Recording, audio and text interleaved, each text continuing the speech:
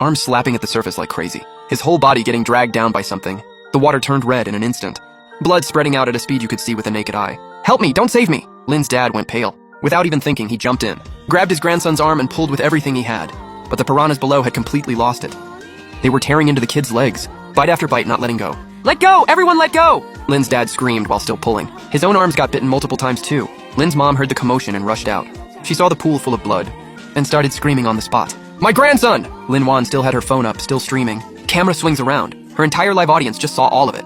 "Oh my god, what is that? Something's biting people in the water. Call the cops!" The comments went insane. Lynn Wan nearly dropped her phone. She ran to the edge of the pool, stared at the bloody water turning below, completely frozen. Lynn's dad gave everything he had and finally dragged the kid out. The boy's legs, completely mangled. Bite marks everywhere.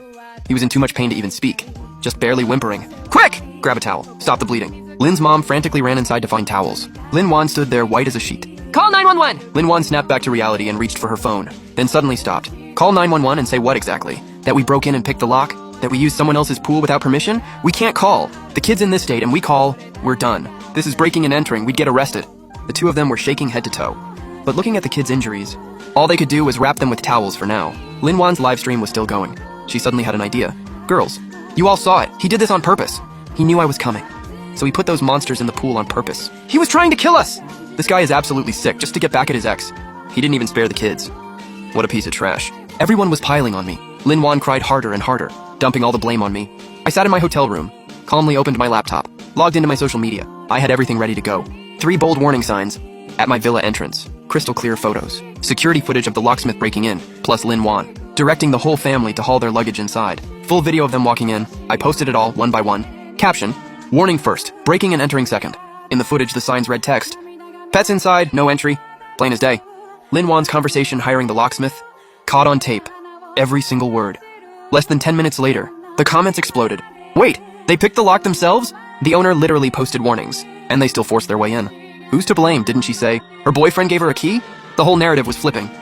I closed my laptop and picked up my drink, watching that panicked family on the security feed. And this was only day 1. The fun was just getting started. Lynn Wan, you made my last life absolute hell.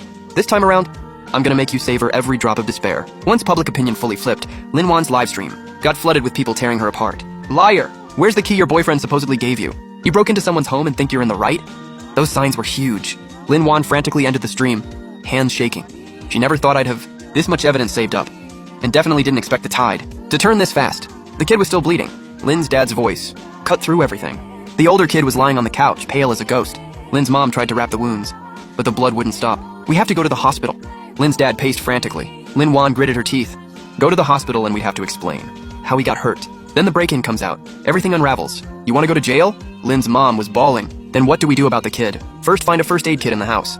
Lynn Wan forced herself to calm down. "He used to have a cat. There's gotta be antiseptic and bandages somewhere." She started tearing the place apart. Finally found a first aid kit in the kitchen. Inside iodine, gauze, painkillers, and a few bottles of anti-inflammatory meds. Lynn's mom rushed to clean up the grandson's wounds, gave him the painkillers. The kid groaned the whole time, but once the meds kicked in, he finally settled down. Night fell. The Lynn family, each lost in their own thoughts, sat quietly in the living room. I watched it all through the cameras. The good stuff was still coming. Next morning, the older kid woke up. The meds worked well. Lynn's mom fed him kanji, told him to keep resting, but this kid could not sit still.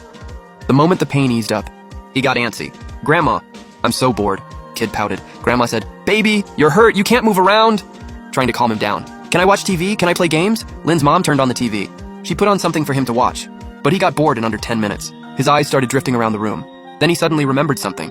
"Grandma," didn't Uncle say, he had a ton of figures in his study? Those things looked so cool.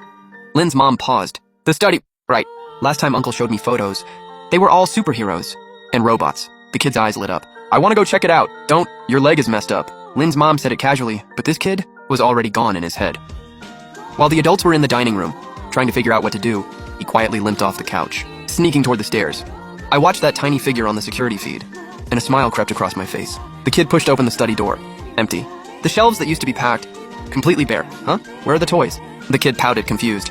He wandered around, then spotted something in the corner. A few massive insulated containers, each over 3 feet long, lid sealed tight. The kid's eyes lit back up. Boxes this big gotta be hiding. Something good. He walked over and pressed his ear against one. There was a faint sound inside. Like rustling. Had to be robot toys. The kid thought, Uncle hid all the good stuff. "In here."